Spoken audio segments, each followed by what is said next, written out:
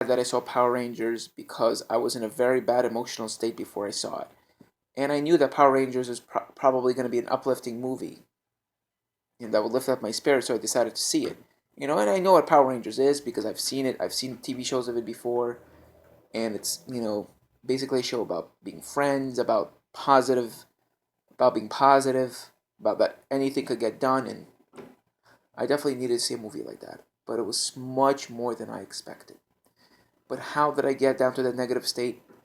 I was being psychologically and physically abused. More so psychologically, the abuse was just one small instant. It was like not really that bad, but the psychological abuse really, really took its toll.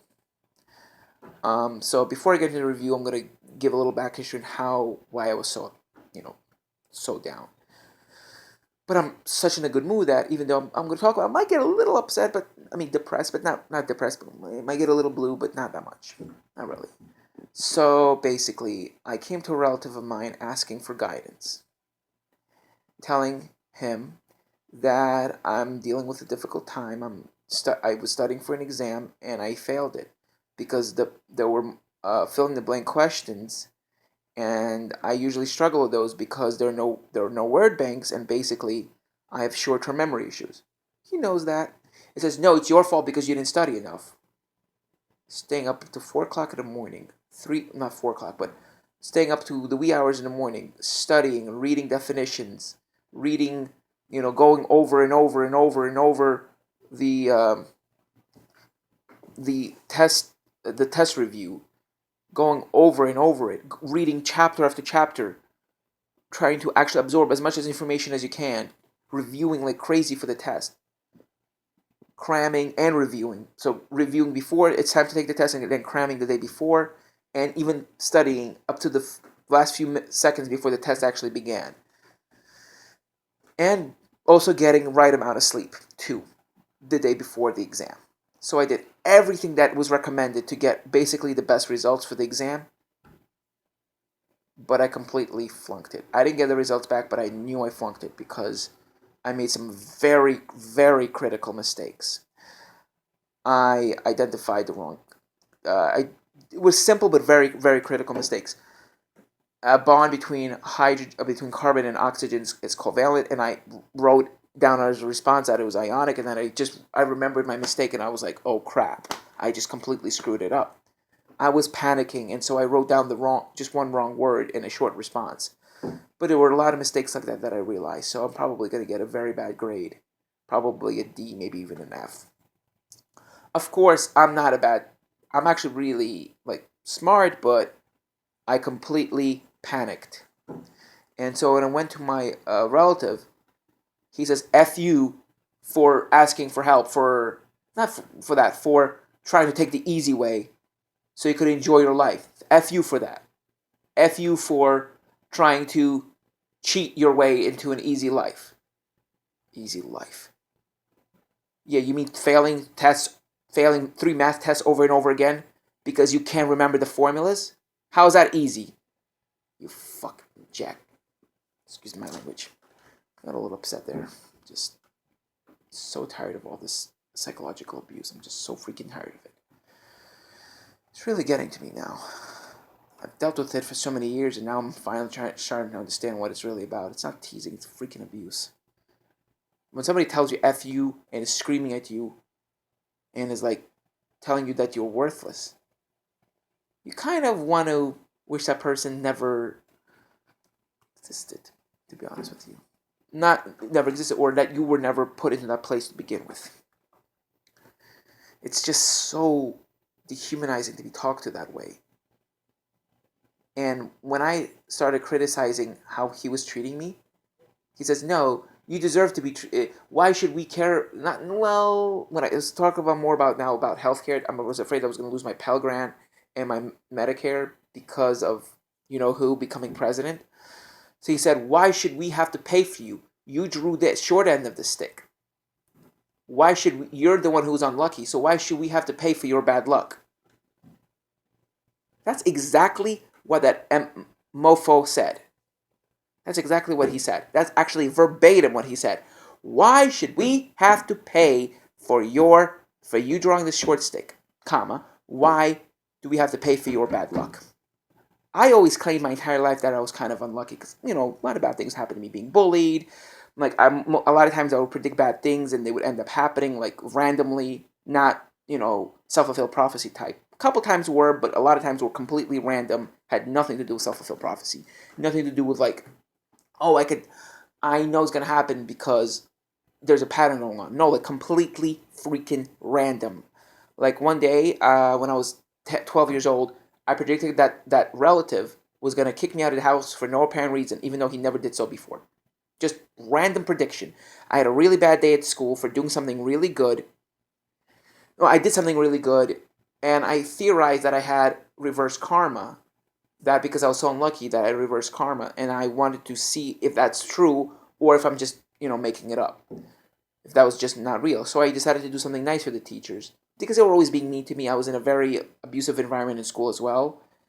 Besides that one abusive relative, everyone else was treating me really, really, really nicely. Like, and I love the other relatives very much. Like, I feel so hurt that I can't actually repay them for everything they've given me. I can't, and that they feel that I'm not showing them enough love. Well, that's how I feel. I feel that they feel that I'm not showing them enough love, and I feel hurt that they think I may feel that I. Oh, whatever. Getting a little off track here, but anyway, this is supposed to be a Power Rangers review, and I'm going way off topic. So I'm going to put this in the description. I mean, this will be in the description since I'm not talking past tense. Okay, but anyway, I don't remember the exact date I made that prediction, but I remember it. It was in 2004. It was November of 2004. I made that prediction. And when I got to school, I was being abused, bullied. But after I did that nice thing, I realized I didn't have lunch, and I said, "Can I have lunch? I mean breakfast?" They said, "No, you should have came early." I'm like, "Look, something really. I was coming home from school. I'm starving." And I literally had to almost have a meltdown before they said, "Okay, fine." I had to go like totally philosophical on them for them to finally say, "Okay, fine, it's okay." After I bought them coffee and nice stuff, so I was thinking, okay. So I was like, I was thinking, okay, reverse karma almost, and I was like, okay, not. So I was like, okay. So I tried to remain positive, trying to avoid negative energy, but I got bullied a lot that day, like much more than I did the other days that were average. So much more than average bullying and harassment. And so when it was time for recess, it was cold out, it was November, it was like in the 30s that day, so we weren't allowed to go to outside recess. And because I was in an inclusion program, even though I was in a regular classroom, though I had a paraprofessional with me, I had to be in the inclusion program on those days. And I hated it because, beside the computer, I hated it because that's where all the bullies harassed me and beat me up, was in that office. And it was small. It was smaller. It was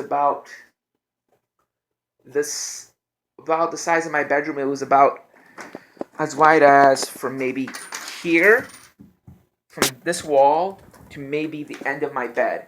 It was about this wide and about this long, from about this wall to about maybe a little past that wall. It was a very long but kind of narrow room, and it maybe could only hold 5 or 6 people at a time.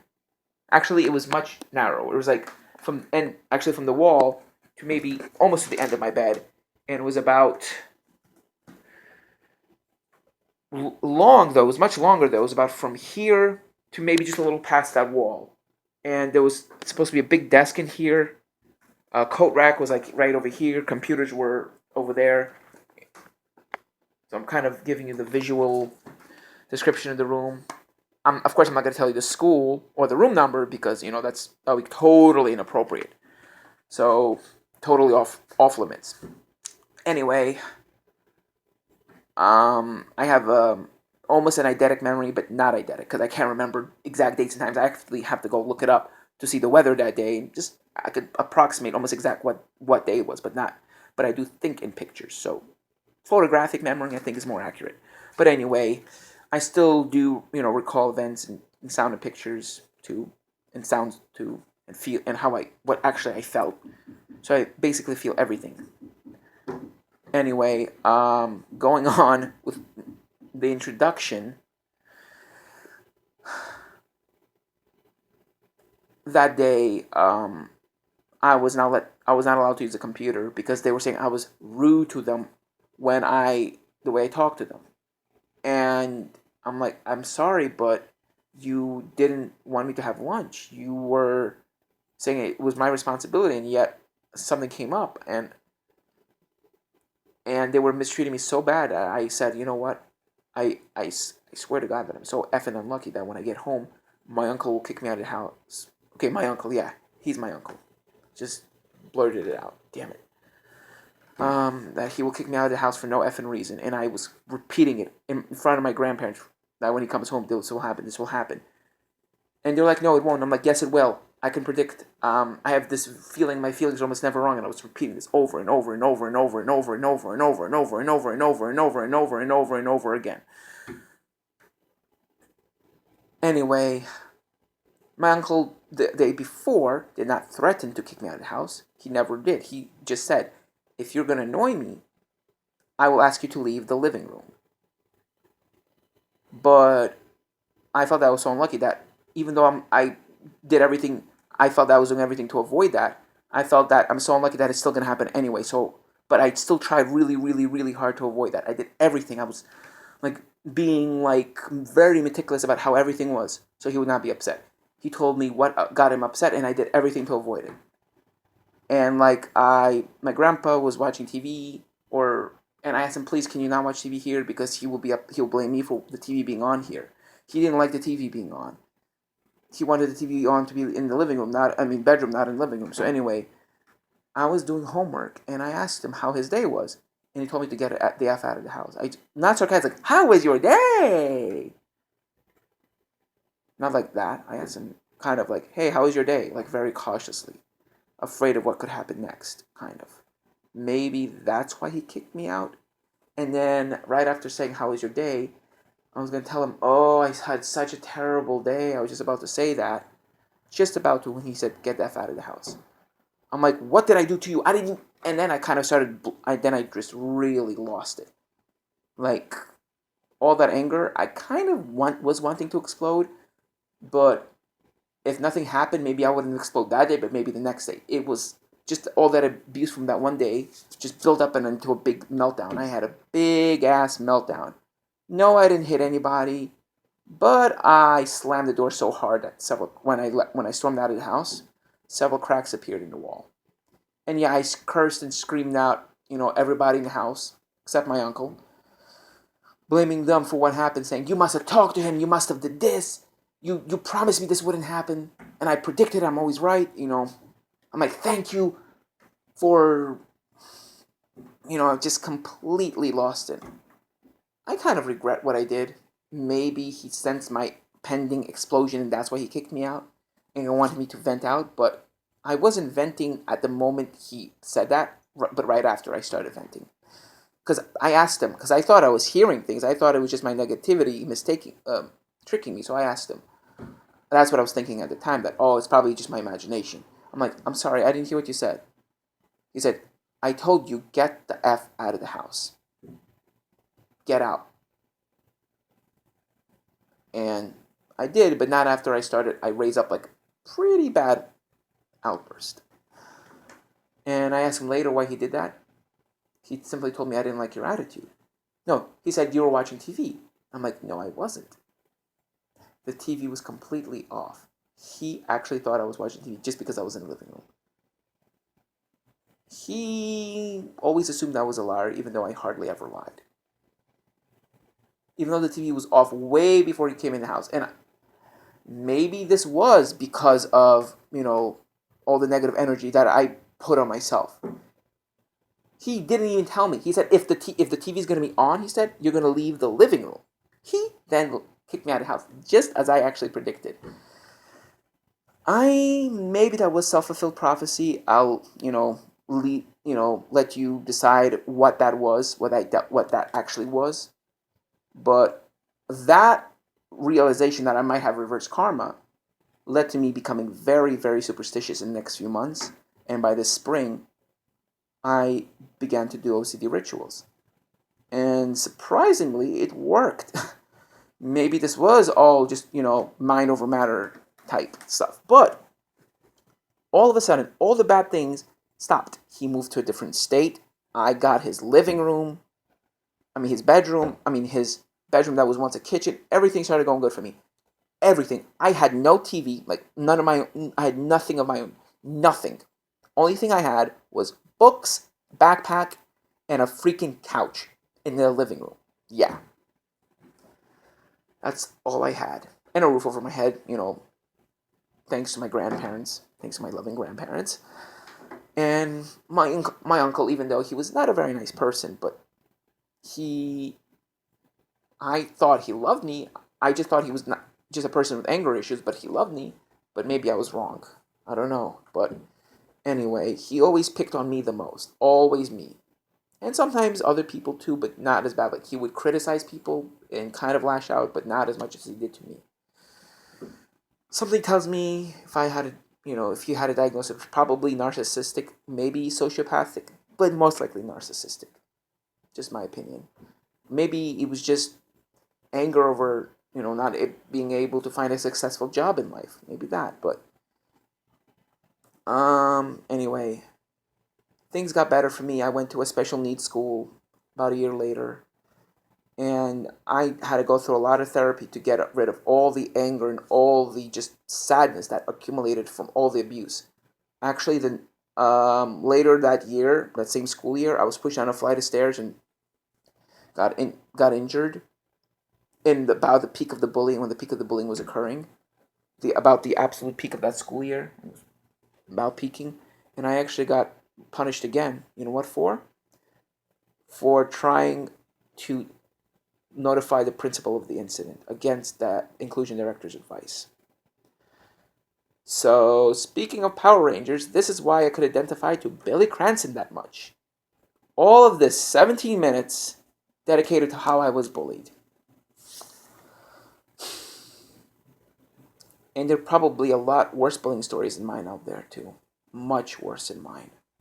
If you think that was bad, and that abuse I dealt with, both at home and at school, is bad, you should read the stories of other SPs out there, and other neurodiverse people. It's just disturbing how bad it really is.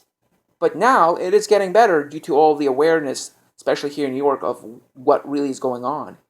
And there's a lot more emphasis. Now, in that school, they have crisis management counselors, all these counselors now that weren't available when I was there. And actually, from what I heard, I spoke to a teacher there.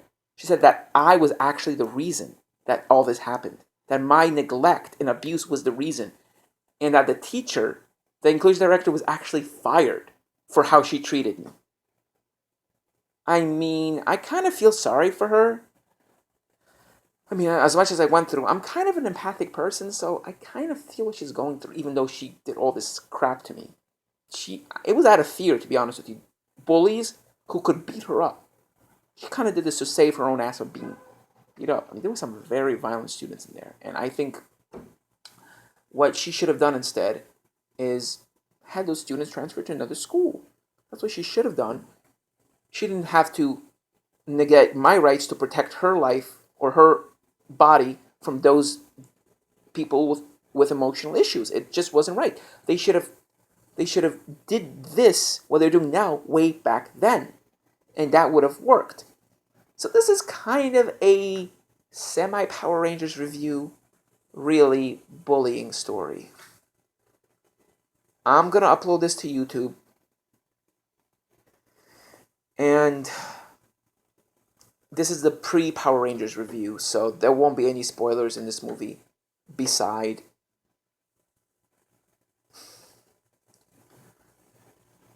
Billy Cranston's autism. So, but I would still encourage, I will still put a link saying that this semi-review would be filled with spoilers, and the real reviews coming in part 2.